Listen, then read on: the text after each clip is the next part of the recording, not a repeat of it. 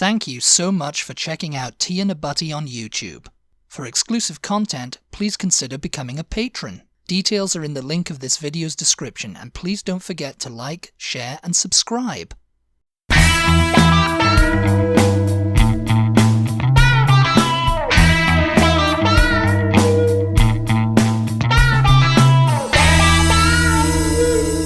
Hello, and welcome to the Tea and a Butty podcast. I'm Dominic. And I'm Erica. Today's episode, we're going to be talking about British comedy and what it means to you. As requested by, I think, an Instagram follower. It was an Instagram follower, I think, yeah. I think we're just going to talk about the different types. I can't believe we haven't done this topic yet. Yeah, we've done British sitcoms. I think we've talked about my favourite. I mean, and if we haven't, then I'll give you a rundown of my favourite ones, you know. But anyway, yeah, I mean, British comedy, you didn't know too much about it before you met me, or had you really... Well, I mean, what are we talking about exactly when we say British comedy? Are we talking about the best comedy in the world, of course? Television, movies, stand-up, or just, like, British humor in general? Well, all of those things, because, I mean, it's all comedy, isn't it? It's all humour. I mean, this could be, like, British comedy / humour. Yeah. I feel like we've talked about British humor before, yeah, to some degree, because... in relation to American humor. Yeah, you know. Because you always hear over here that the British sense of humor or British comedy is dry. It's a dry sarcastic sense of humor. You know, but then when you started showing me all your British shows, one after the other, bombarding me with British humor, I didn't find it to be really dry at all. I think that was that's a total myth, that the British sense of humor is a dry sense of humor. Because dry humor to me is like you make a joke. Deadpan delivery, yeah, which is a hallmark of British comedy. Meaning you make a joke with a straight face. Yeah, it's a hallmark of British humour, that. I find the majority of British humour to be very, like, slapstick and in-your-face, obvious kind of humor, though. That's one way of... You're thinking of, like, Mr. Bean. I'm thinking of all of it. Give me some... The main example of, like, deadpan humor that I can think of is George Harrison's sense of humor. George Harrison from the Beatles, for anybody who has no idea who I'm talking about when I say George Harrison. Lead guitarist of the Beatles. He's the main example. I can't... tell me a British show that's full of deadpan humor. Well, I'm thinking of, like, Blackadder. It's got a fair amount of it. I find Blackadder very silly. Silly as in, like, what? Because of the situation? Maybe it's what more about of a Peep situation. Show? I mean... Peep Show? Yeah. I find it's really silly, too. I mean, but I mean, just the way... Not silly in, like, stupid. Like, oh, it's just a stupid show, you know? Stupid! But just silly as in, like, I get it. You know, a Peep Show might not be really fair because that's one of the most recent shows we've watched, and I'm very familiar with British humor now. Yes, which is why you might find it silly now, because... But Blackadder is one of the first things you showed me, and I couldn't get into it because, to me, it was so, like, I don't know, just slapstick and obvious and silly.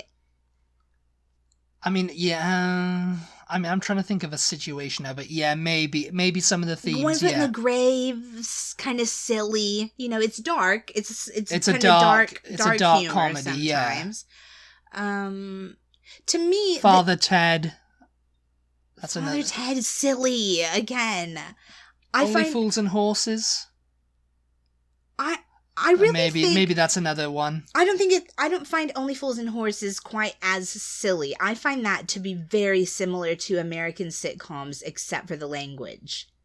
Yeah. The style of show that Only Fools and Horses is, I think that's, like, straight up just like American And guess what? They've tried to remake it several times over here, but just couldn't. And I mean, if you think about it, Steptoe and Son, which I've never shown you, was remade as Sanford and Son. Till Death Do Us Part was the Love Thy Neighbor. Was it with Archie Bunker? What's that one called? No, All in the Family. All in the Family. That's it. That was, a lot of British sitcoms have been remade over here into something that, Americans would be familiar with, Because, it's like, oh, well, we don't understand the cultural references, right. So, There you go. Only Fools and Horses is a show that if I didn't know you... You would never have seen. I would not have found that funny. Yeah. Because there's so much slang, there's so many cultural references, and I think that is the main difference between British and American humor. Like, Britain gets American humor because you guys get so many American TV shows and films. And to be fair there, American humor is very kind of light on the cultural references. I guess so. I wonder if that's done on purpose because we know we're going to be exporting it everywhere. Maybe. Huh. Maybe, but no. I mean, sometimes you have to, you have a show like Gilmore Girls. Like Friends. Gilmore Girls sticks in my head full of cultural references. But again, we get a lot of culture in the UK, we get a lot of American culture anyway. Yeah.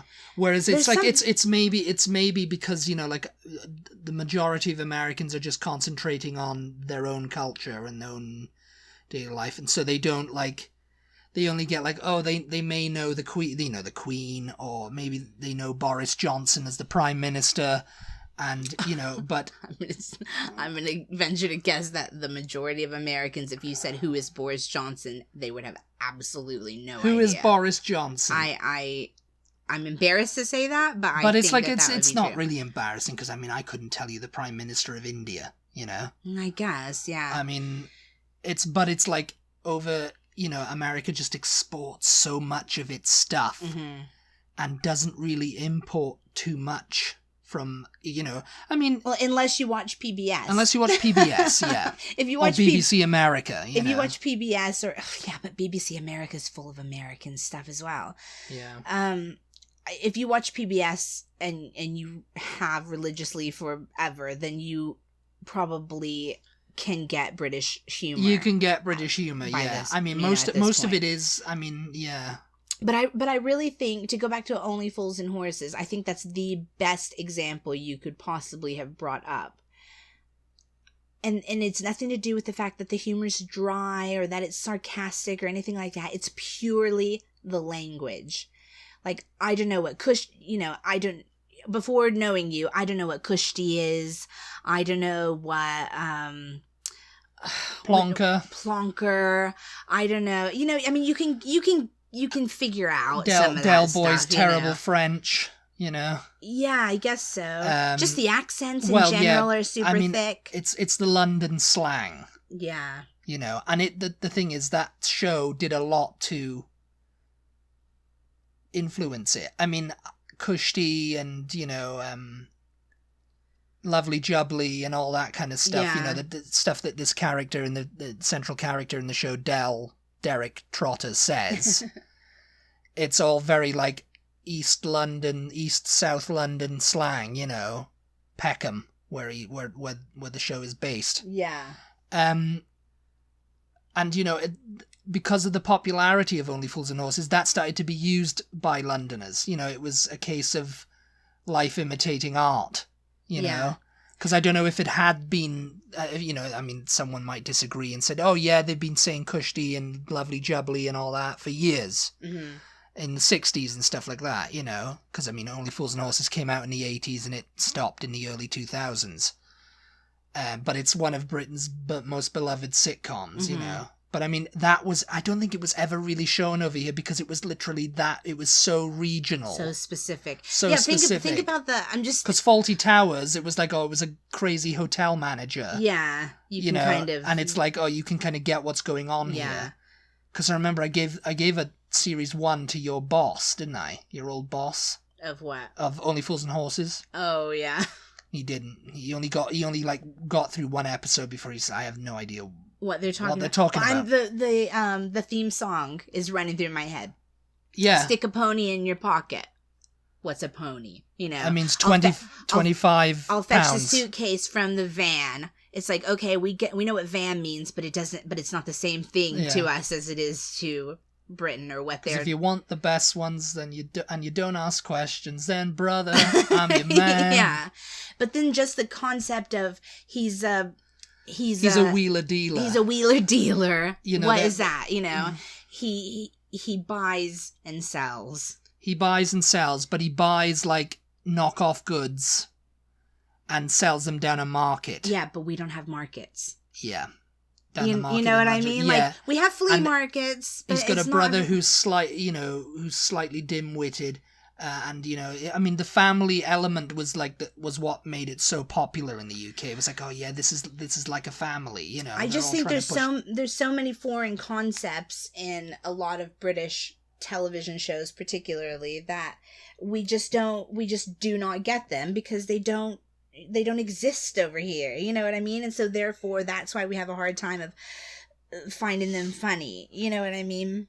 I absolutely hate, and I really, really resent British people, though, who think they invented sarcasm. Oh, well, you don't get our humor because it's sarcastic humor. We're sarcastic. Do you think sarcasm doesn't exist in America? Do you think we don't do sarcasm? It's employed differently. I don't know. It's kind of employed differently because basically what... All right, yeah, you tell us. I mean, the Wikipedia, right, kind of gets it in the first line. British humour carries a strong element of satire aimed at the absurdity of everyday life. Yeah. That's kind of like not a thing over here. No, I would say the only show we've ever had that exemplifies that line right there is Seinfeld. Yeah. Right? I mean, that may have been... Yeah, that may have been because, oh yeah, you know, like they looked at the British way of life or something like that, and they decided, well, you know, there's been so many remakes of American sitcoms, let's write an original one that's kind of like that. Yeah. It's a show about nothing, as they say, you know? Yeah. Because it's a show about absurdity of everyday life, you know, it's some guy trying to get a date and, you know... Just characters that you meet in life. Yes, characters that you meet in life, which is the same thing, you know, like Peep Show is about that too. That only exist in like one episode. Yeah. Yeah, it is very British, really. It's like, oh, this character, you know, and we met him and, you know, whatever, you know, it just be kind of like, oh, this is a character. Yeah. And it's kind but of it's like... funny because it's like someone you've met at some point somewhere. Well, it's like, too, you know, it's like you go down the pub in Britain, you know, like we did. Right. In the thing. And, you know, there's a couple of characters. There's characters there. There's so many characters. Yes. And it's like, people don't have to write. All they have to go is go into a dictaphone. It's like, oh, I met Bob the Builder or whatever down the pub last night. And the Smelly Man. These are actual people who go to a pub that my dad used to frequent. And it's like, well, they used to anyway, they don't anymore. But, you know, it's that kind of like, they're just characters and it's just like, okay, just write them into a show. Mm-hmm. And that's it, you know, away you go. Whereas, I don't know, it's a kind of different dynamic over here. People, you kind of have to work harder, I bet, to kind of like think up. Because I'm trying to think, Friends, it was a group of 20-somethings. Yeah. In New York, you know, living life, but it was kind of like, they had that kind of like, you know, like in the very early episodes, they had that kind of like character driven, like, oh, Paul the wine guy. Yeah, and all sometimes. them types. It's like, oh, yes, yeah, da, da, da, da. You know, and they make fun of him. But it became more typical American where it was about relationships. Yeah. And I mean, of course, there's an element of that in British comedy. But, you know, it's kind of like, it's making fun of the ineptitude of one or the other person, or the both of them in that relationship. Mm-hmm. You know, Peep Show kind of did that, you know, where he was all into Sophie, played by Olivia Colman. Mm-hmm. And, he just couldn't get it together. And he was living in a flat with this guy who didn't work and, was always giving him advice, but it was terrible. And, and it was it's cringe comedy. Cringe comedy is very popular in Britain. Alan Partridge, The Office. It's like that kind of comedy. It's like, oh, yeah, this is what we need. We need embarrassment. We need severe secondhand embarrassment to just be like, oh, Peep Show, The Office, I'm Alan Partridge. It's just absurd situations about social ineptitude and just like, oh, Yeah. Whereas over here, it's like, oh, I do not want to feel like that. I want to laugh. Yeah, I guess so. I want this guy to come out with a punchline, Yes, I think so, yeah. I think you're probably right there. We don't... I think political correctness has gone kind of mad in this country.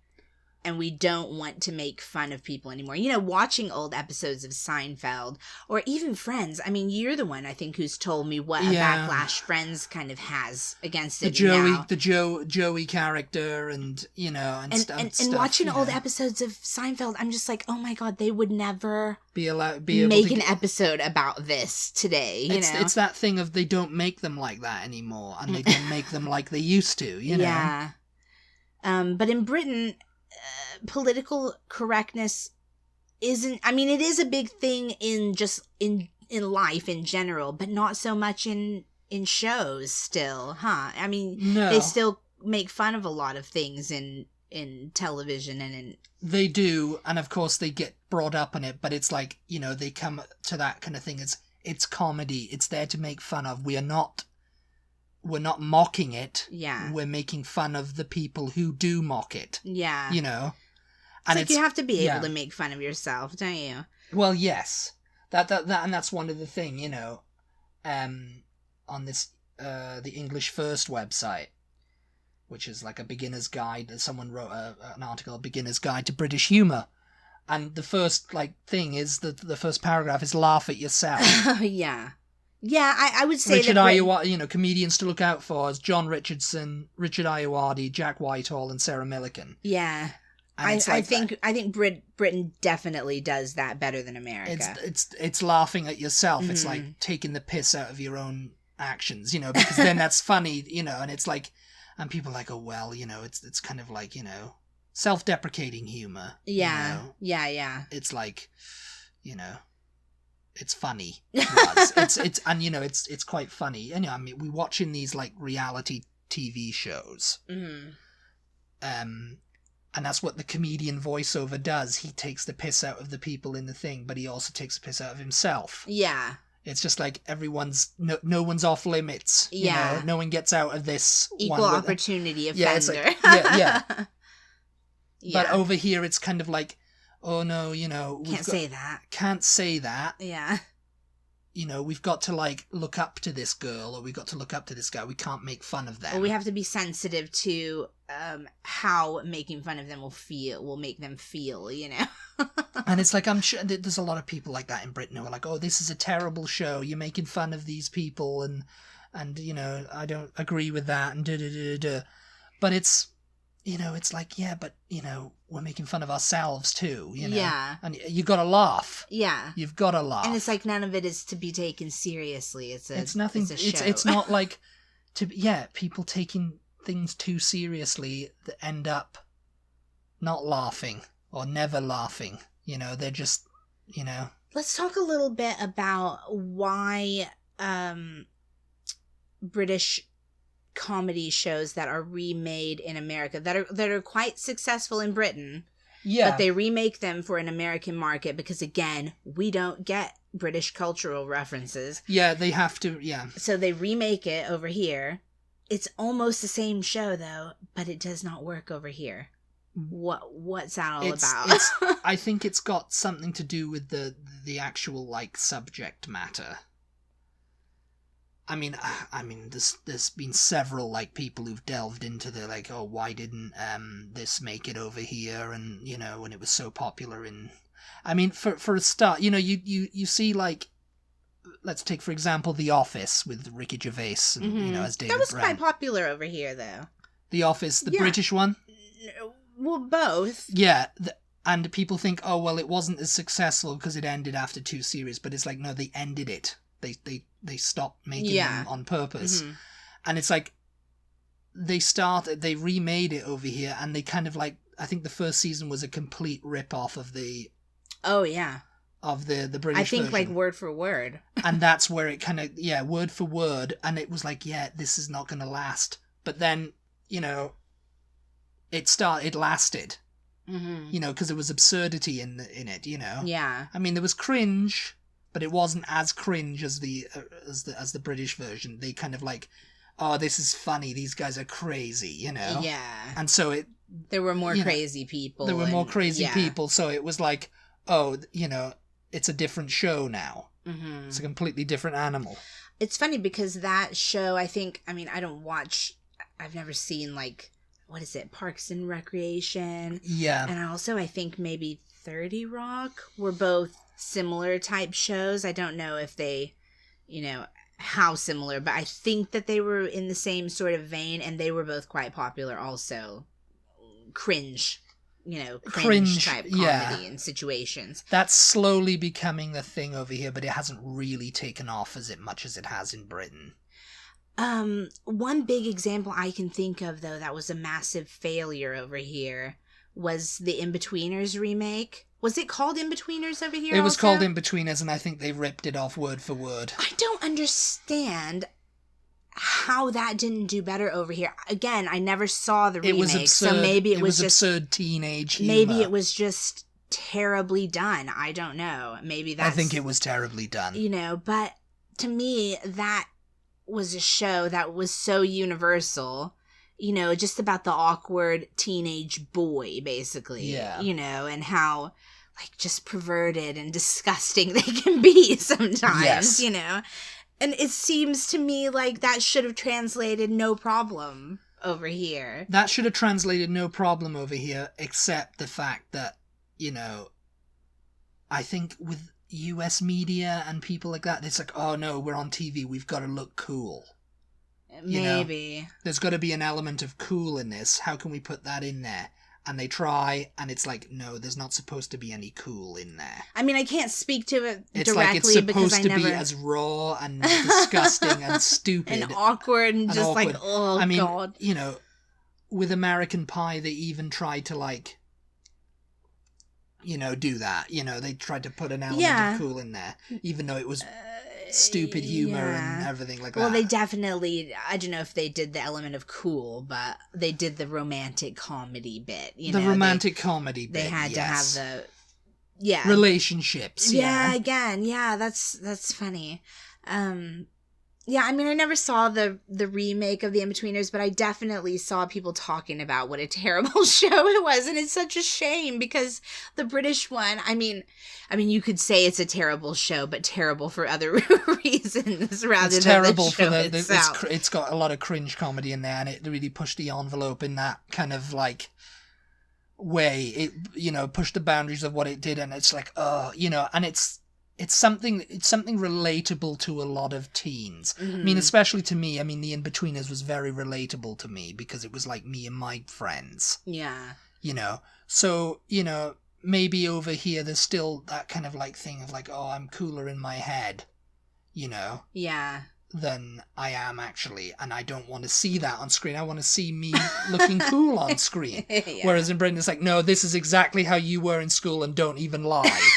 And it's like, yeah, it was, you know. Yeah.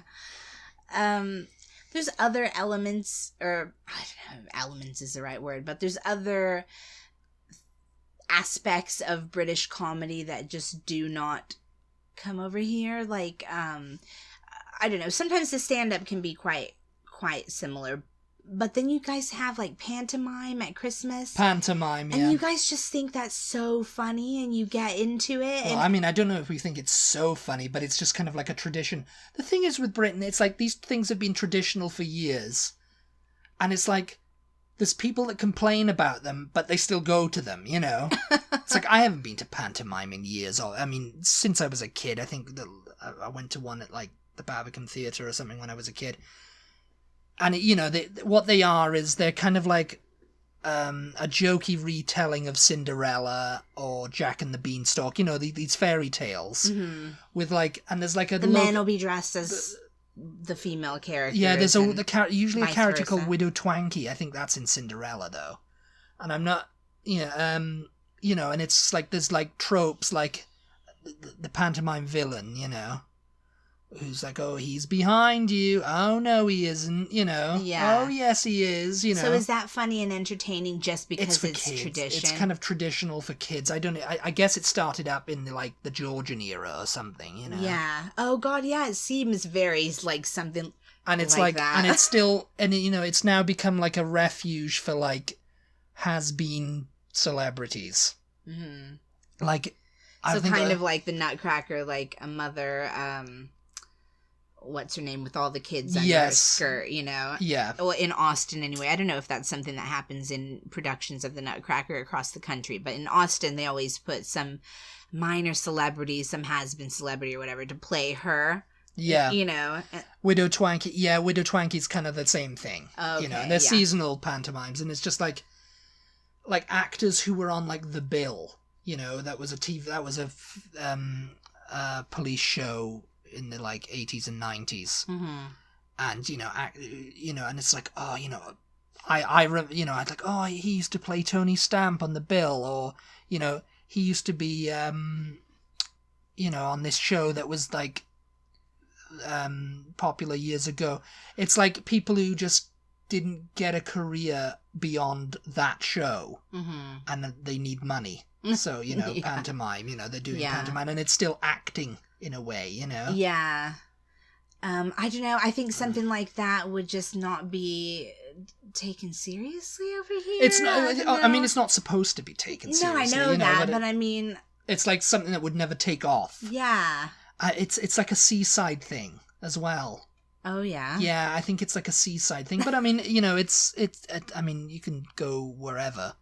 It's Christmas time thing. It's like a Christmas tradition. So, if you guys have seen Love Actually, the scene where what's her name, the prime minister's girlfriend, he's going to find her. Oh, that's a school play. That's a school play, but that's sort of the same thing, isn't it? They're all wearing like weird costumes, and it's a nativity. Oh well, yeah, that's true. Okay, never mind. That's something different. Yeah, it's something different. It's a nativity. Yeah, it's a different tradition. Nativity is another tradition. I mean, when I was a kid, I was always in the nativity in school. I was usually playing the shepherd, or one time I think I played Joseph. Yeah, that's right. That was the as far as I got as leading role. Strike it, reverse. Yeah. But maybe people in America take themselves too seriously for that to be a thing over here. That there is an element of like not letting yourself look like stupid or something, not thinking, not being able to laugh at yourself, not being able to laugh at yourself. That's it. I mean, I'm not maybe obviously we've cracked it. We've cracked it. We've cracked the reason. The code. Yeah, we've cracked the reason British humor is different than American humor, because Brits are able to laugh at themselves and Americans aren't. Yes, and it's like that's one of the things. It's like, oh, making fun of. I'm making fun of you. Yeah. And it's like it's funny because it's like, oh, when someone does that maybe to me, or someone does that to a Brit. They usually go, yeah, but it's not very funny, is it? I mean, I think I could do it better, making fun of myself, Yeah. Because, it's like, oh, I'm making fun of you, ha ha ha, I'm teasing you, Just teasing, yeah, that's what we would say. Yeah, I'm just teasing, and it's like, it's like, I think I got the handle on teasing myself, actually, it's like, but it's like, if someone's like, oh, I'm making fun of you, it's like, oh, what? You're being very rude. In America, you mean? You're being very offensive here, It's like, oh, you're saying that was a bit rude. That was rude, yeah. And it's like, no, we're just joking, It's like, we don't actually think you're ugly because or whatever, I mean, in Britain, there's a thing where, like, guys will call each other the C word, like, just completely not... There's a lot of swearing in Britain. They're not angry at each other, though, at all. Just like, oh, how you doing, Well, you old C slag. word. Yeah, you old C word, yeah. And, you old slag, Yeah. which is a derogatory term for a woman, but they'll say that to a man and, yeah. And both of them will start cracking up, like, then, I'm all right, what are you doing? Yeah, I'm all right, you old, Yeah. It's like, what are you up to, you old bloody, Yeah. Yeah, I mean, That's just the thing that... it's banter, innit? It's banter. Yeah.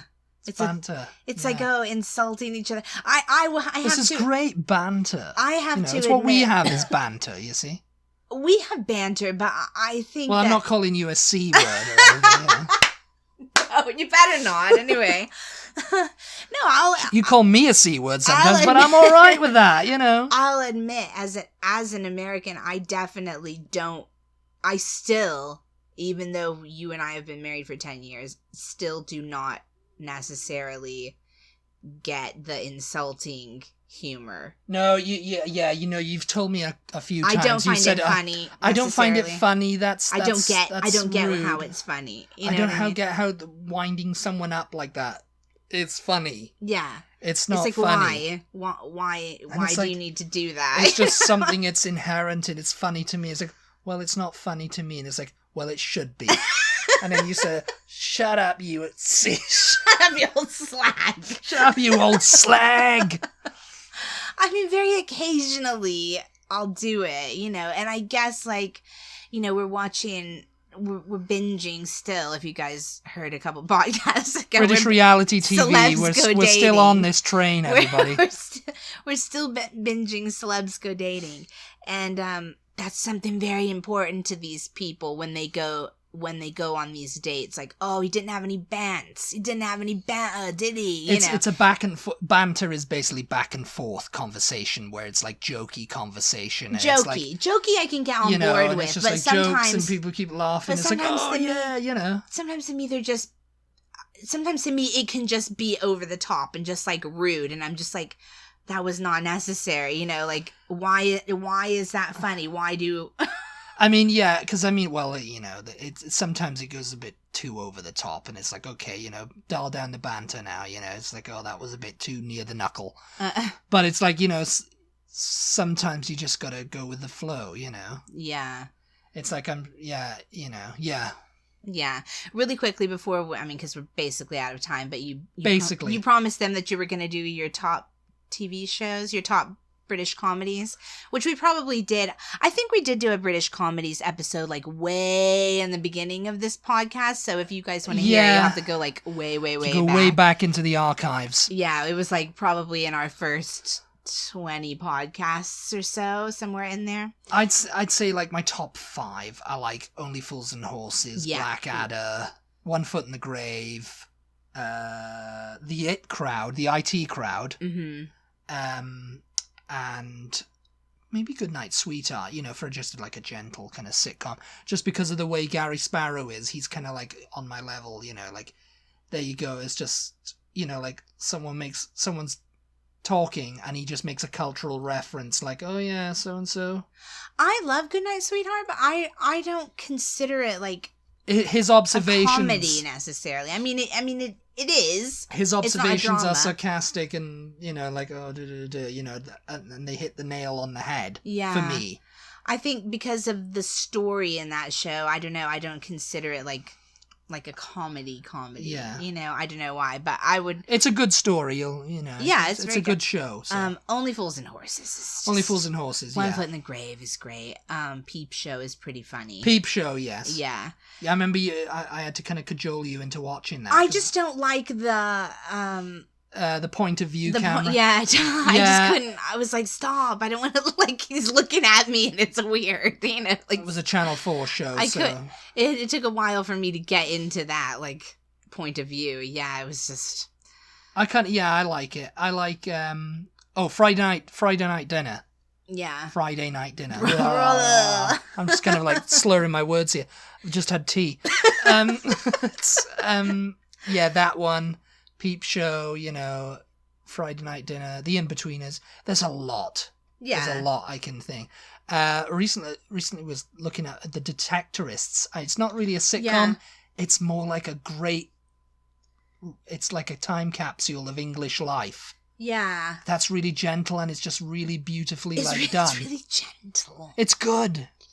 So The Detectorists, and it's funny that guy who plays Toby on This Is Us, they asked him on Watch What Happens Live. Oh, yeah. Oh, what shows are you watching now? What shows? He goes, oh, it's this British show called, you probably would never have heard of it, called The Detectorists. Yeah, and he's like, it's a great show. It's a great show. And you know, Andy Cohen's like, oh, okay. Yeah. But it's like, honestly, if you're into like British comedy and like, it really hits a nail on the head. It's really good, so watch it, you know. Yeah. If you get it, you get it. You know, it's for you. Yeah. And if you look up Only Fools and Horses and watch it and have absolutely no idea what is going on, just hit us up and we'll explain things. We'll try to anyway. Anyway, yeah. Thank you guys so much for tuning in. As always, we appreciate your support, and we will talk to you next time. Goodbye from me. And bye from me. From her. From her.